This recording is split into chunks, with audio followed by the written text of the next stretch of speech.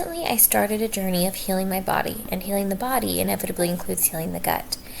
That is why my family and I have started making and drinking Beet Kvass every morning, even though I personally can't stand the taste of beets. If you haven't heard of this fermented drink made from beets, let me explain. Beet Kvass is rich in probiotics, improves nutrient absorption, and is so supportive to the liver. It is also great at improving blood flow and reducing blood pressure, and the vitamins and minerals like vitamin C, potassium, and magnesium are great for fighting free radicals. So we are talking about benefits to the liver, heart, skin, energy, gut, and it is immune boosting. The simple little adjustment to our diet as we make other changes just has way too many health benefits that it seems silly not to do it. Plus, as a mama who recently had 2 babies back to back at just 13 months apart, I need all the help I can get in supporting my body. So let's talk about how we make this so it can become part of your morning ritual. If you've never done any sort of fermented foods, this to me is the most easy one to go with. So you're gonna need beets, water, and salt, and some sort of jar to put everything in. I got quite a bit of beets, so I'm gonna make 2 half gallons, possibly 3. And this is something that lasts a long time once you make it. I got a bag full of organic beets from Azure Standard, so I will link that below. It's something we recently started using and really enjoying it. It is something I haven't grown in my garden yet, but I will be now that we are using them. You're gonna adjust your ratios depending on what size jar you have, and I will link some of those below because I'm going with the half gallon. I'm either gonna go with 3 really large beets or 4 small beets. If you have organic beets, you don't particularly have to cut off the skins or the tails, or if you have those beet greens, you can actually use those in your cooking as well. But I'm just gonna go ahead and cut off the tail pieces. And if you've never worked with beets, they are extremely staining.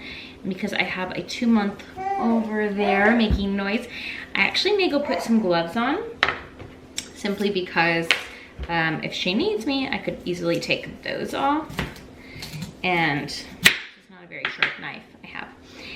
And so if you want, if you have organic, then I would consider freezing these and keeping them for some sort of soup. Again, I don't love the taste of beets, but they could be used in a vegetable broth or some sort of soup if you don't want to waste them. If not, put them in your compost or give them to animals if you have them, depending on what kind of animal you have, chickens or pigs.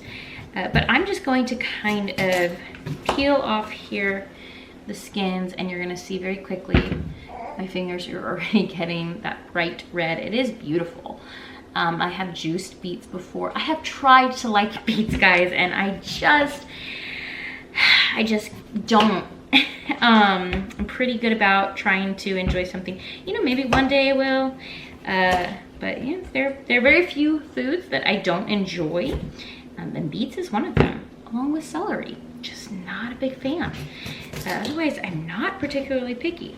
But I'm gonna go ahead and peel all these off until I just have the inside like you see here, and then we'll move on. Go ahead and cube these into large cube-sized pieces to put into my jar. And the reason being, you don't want them too small, just for the fermentation process. Whatever you use might get stained. I'm gonna go with about this size piece.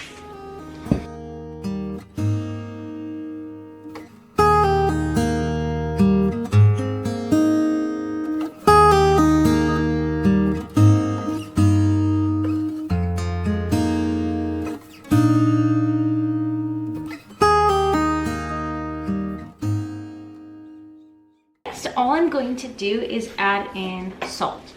I'm going to do about 1.5 tablespoons to 2 tablespoons. I'm just using a Redmond's real salt.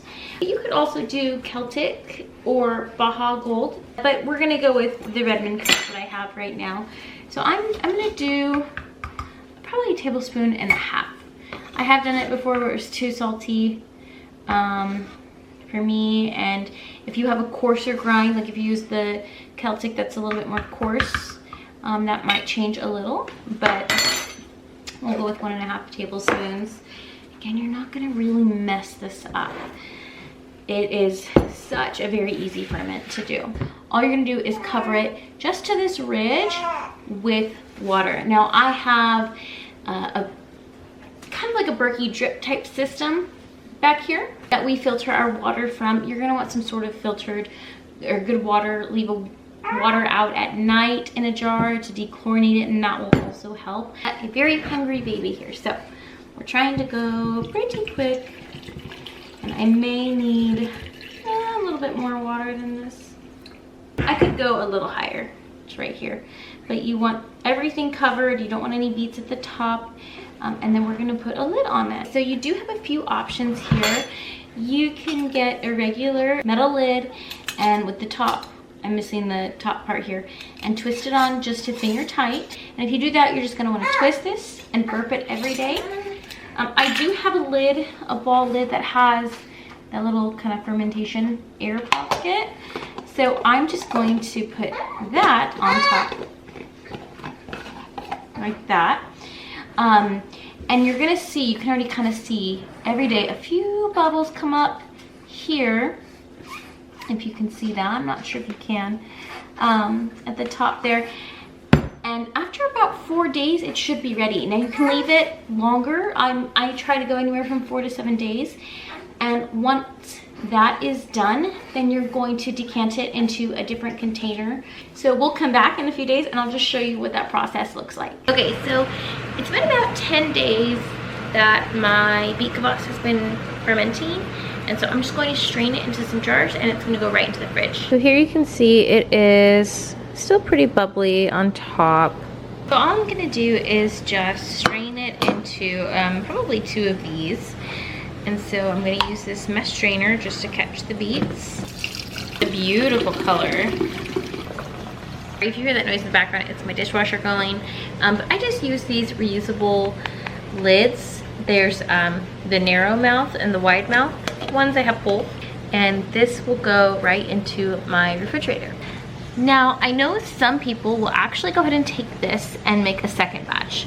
Just pour more water, maybe a little salt, and they will make a second batch with this. I'm not a big fan, but I guess I don't really like the taste of beets, like I said before. You could probably also use these fermented beets for some recipes or to use in your cooking. I'm sure they would be wonderful, maybe even in a salad.